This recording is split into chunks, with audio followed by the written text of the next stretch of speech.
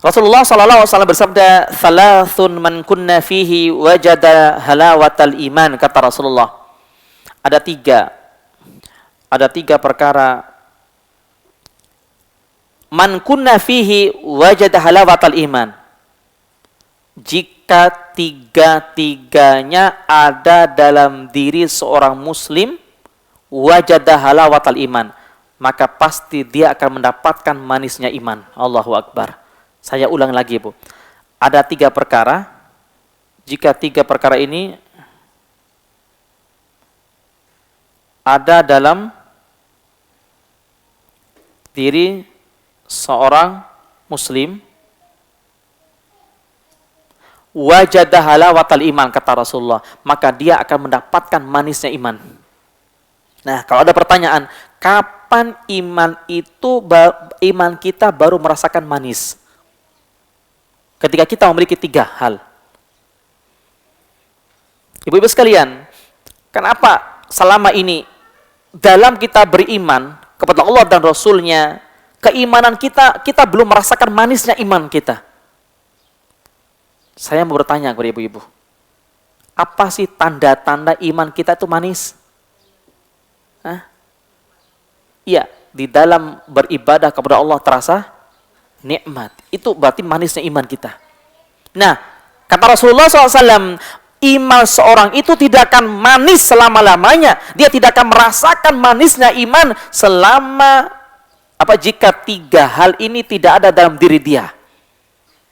Kebalikannya, kalau tiga perkara ini ada dalam diri seorang muslim, maka barulah dia akan mendapatkan lezatnya iman, manisnya iman. Yang pertama, kata Rasulullah SAW, adalah ayyakuna Allah wa rasuluh, ayyakuna Allah wa rasuluh ahabba ilaihi mimma siwahuma. Yang pertama adalah seseorang itu barang siapa yang Allah dan Rasulnya lebih ia cintai daripada yang lainnya. Jadi pertama adalah Allah dan Rasulnya lebih ia cintai daripada yang lainnya. Itu yang pertama. Allah dan Rasulnya lebih ia cintai daripada yang lainnya. Ketika ada panggilan Allah, ketika ada panggilan Rasulullah SAW, yang mana panggilan Allah dan Rasulnya akan menghidupkan hati kita, maka tinggalkan hal-hal yang sifatnya duniawi. Allah Subhanahu wa taala berfirman, "Ya ayyuhalladzina amanu stajibu lillahi walir rasul idza da'akum lima yuhyikum," kata Allah, wahai orang-orang yang beriman, penuhilah panggilan Allah, penuhilah panggilan Rasulullah, lima yuhyikum, yang mana panggilan Allah dan Rasulnya akan menghidupkan hati-hati kalian. Masya Allah. Hari ini nih, kita memenuhi panggilan Allah dan Rasulnya untuk menuntut ilmu. Kita meninggalkan pekerjaan kita di rumah. Kita meninggalkan suami ibu-ibu di rumah. Meninggalkan anak-anak di rumah. Meninggalkan aktivitas dunia di rumah. Dalam rangka untuk meraih ridho Allah dan Rasulnya, untuk menuntut ilmu. Subhanallah. Ya. Apalagi yang datang di awal-awal jam 9 tepat sudah datang. Masya Allah tuh. Lebih dicintai sama Allah dan Rasulnya itu. Ya. Kalau datang terlambat, tetap juga dicintai sama Allah. Jangan pesimis duluan, gitu. Masya Allah. Baik, kemudian yang kedua.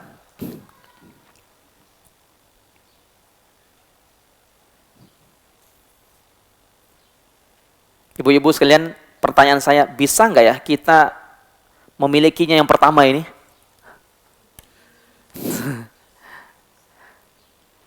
Secara lisan mudah. Tapi untuk merealisasikan dalam kehidupan kita, kira-kira bisa enggak? Mudah apa sulit? Sulit. Contoh yang paling kecil. Jam 3 subuh, Rasulullah SAW memerintahkan kita untuk apa? Untuk apa, Ibu? Untuk tetap ngorok enggak? Enggak, tapi diperintahkan untuk bangun malam, sholat tahajud, qiyamul lail, bermunajat sama Allah Subhanahu wa taala, berdoa, berkholwat dengan Allah.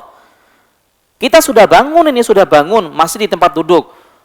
Masih ngangguk-ngangguk gini, ngantuk kan. Waduh, lihat jam, baru jam 3 ini. Ntar tidur lagi sebentar, bangun jam 7 dia. Masya Allah. Berarti kita belum bisa mengalahkan hawa nafsu kita dibandingkan memenuhi panggilan Allah dan Rasulnya. Ini berat loh, ini nggak gampang. Makanya kenapa kita itu berat ataupun tidak mendapatkan nikmat di dalam kelezatan dalam beribadah kepada Allah, bisa jadi kita lebih mencintai makhluk-makhluk Allah dibandingkan kita mencintai Allah dan Rasulnya. Itu pasti. Ya.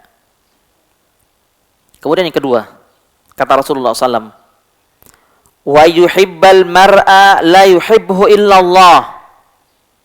Yang kedua, seseorang yang mencintai seseorang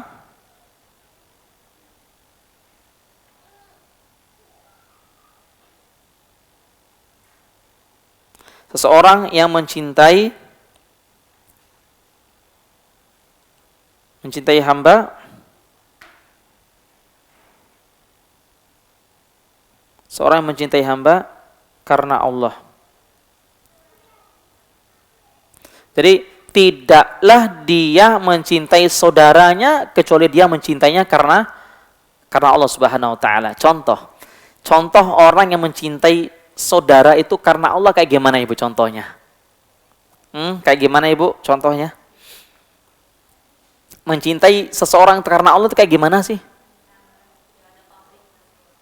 Tidak ada pamrih. Misal, kalau saudaranya itu meminta pertolongan, minta bantuan, dia lebih cepat memberikan bantuan kepadanya tanpa pamrih, tanpa mengharapkan balasan.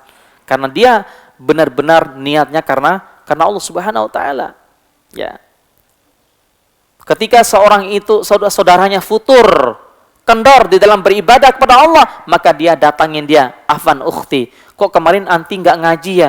"Iya nih lagi futur." Nasihatin dia. Itu bukti cinta kita karena Allah. Ya. Atau jangan sampai, "Ukhti kemarin kok enggak datang ke kajian?" "Iya nih lagi futur." "Iya ya, sama saya juga lagi futur." "Ya udah kita pergi jalan-jalan yuk." Itu mah bukan mencintai karena Allah itu. Ya. Yang enggak tahu apa. Masya Allah. Adalah satu hadis Ibu sekalian, tidaklah seorang itu yang futur, yang kendor dalam beribadah kepada Allah, kendor dalam perkataan kepada Allah, lalu dia mendatangi tempat-tempat yang tidak diridhoi oleh Allah, kecuali dia semakin jauh dari Allah. Pasti itu. Kecuali dia semakin jauh dari Allah Subhanahu wa taala. Makanya para ulama salaf terdahulu seperti Al-Imam Ibnul Qayyim Al-Jauziyah rahimahullahu taala mengatakan seperti ini, Ibu. Wallahi, demi Allah, ketika imanku kendor, ketika futur, ketika ibadah dan ketaatanku kendor, tidak semangat lagi, maka aku cepat-cepat mendatangi guruku yang bernama Syekhul Islam Ibnu Taimiyah rahimahullahu taala. Perhatikan Ibu sekalian. Ini kata Ibnu Qayyim. Apa kata Ibnu Qayyim? Demi Allah, ketika imanku futur, ketika ketaatanku kendor kepada Allah, ya, loyok di dalam beribadah kepada Allah, saya cepat-cepat mendatangi guruku yang bernama Ibnu Taimiyah rahimahullah ta'ala. Begitu sampai ke tempat guruku, lalu aku melihat wajah, memandang wajah guruku, saat itu juga imanku sudah naik lagi. Masya Allah. Baru memandang wajah gurunya, imannya langsung naik. Masya Allah. Maka pandanglah wajahku.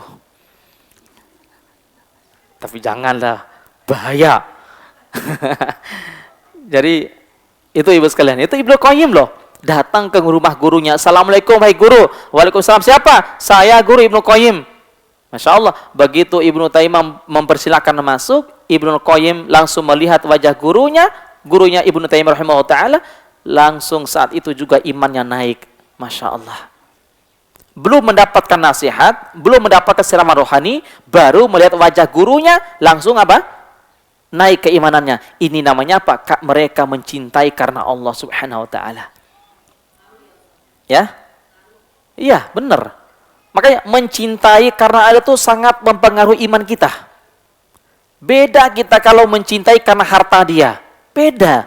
Karena kadang-kala ada seseorang itu yang dekat dengan temannya itu karena hartanya. Ada kan seperti itu? Banyak. Seorang ustadz mencintai muridnya karena muridnya banyak harta. Karena muridnya itu kaya raya. Dan ini kejadian dan realitas yang sering terjadi. Masya Allah. Ya. Seorang ustadz yang mencintai muridnya itu karena harta muridnya itu. Dekat dengan muridnya karena harta muridnya. Na'udzubillah min dzalik. Berarti dia sudah melenceng dari akidah al-wala' wal bara'. Dia mencintai muridnya, mencintai jamaahnya bukan karena Allah Subhanahu wa taala. Tapi mencintainya karena harta kekayaan dimiliki oleh murid-muridnya. Na'udzubillah min dzalik. Ya. Kemudian yang ketiga. Yang terakhir, yang ketiga, iman kita akan manis ketika poin yang ketiga ada dalam keimanan kita, yaitu wa yakraha ay ya'uda fil kufr kama yakrahu ay yakdhufa fin nar. Yang ketiga adalah seseorang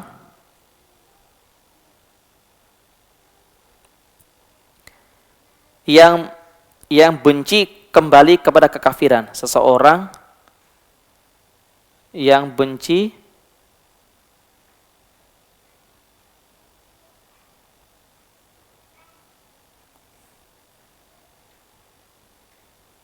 seseorang yang benci kembali kepada kekafiran atau kemaksiatan.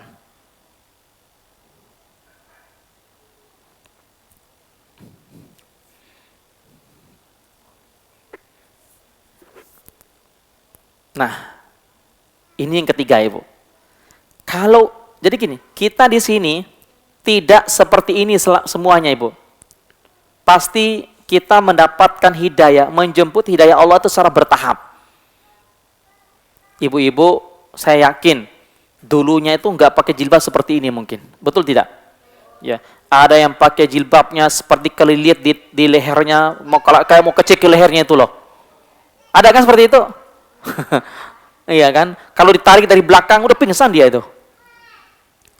Ada seperti itu. Ada yang kemana-mana pakai Levi's, pakai You Can See My Pusar gitu kan? Masya Allah, tidak seperti ini dulunya, Ibu.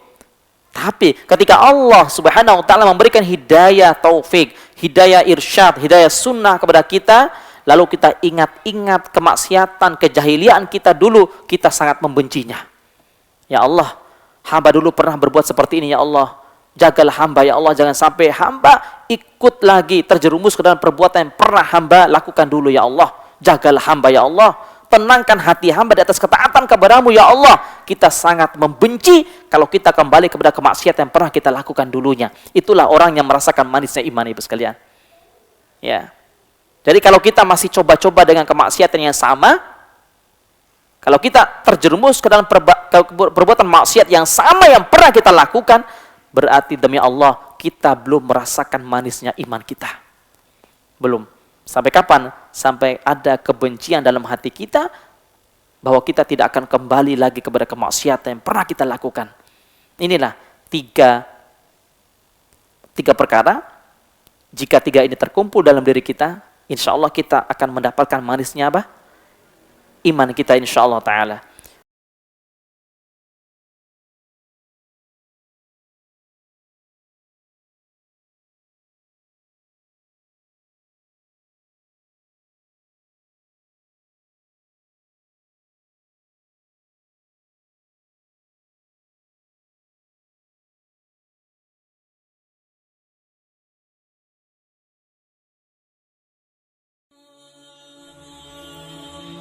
Bantu yuk operasional Rumah Dakwah Al-Hujah dan terselenggaranya kajian serta dakwah Al-Hujah dengan menjadi donatur tetap setiap bulan berinfak Rp30.000. Dengan infaknya setiap bulan Rp30.000, insya Allah akan membantu dakwah Al-Hujah dan jadikan ini amalan yang istiqomah yang dilakukan terus-menerus atau kontinu. Allah mencintai amalan yang istiqomah walaupun sedikit.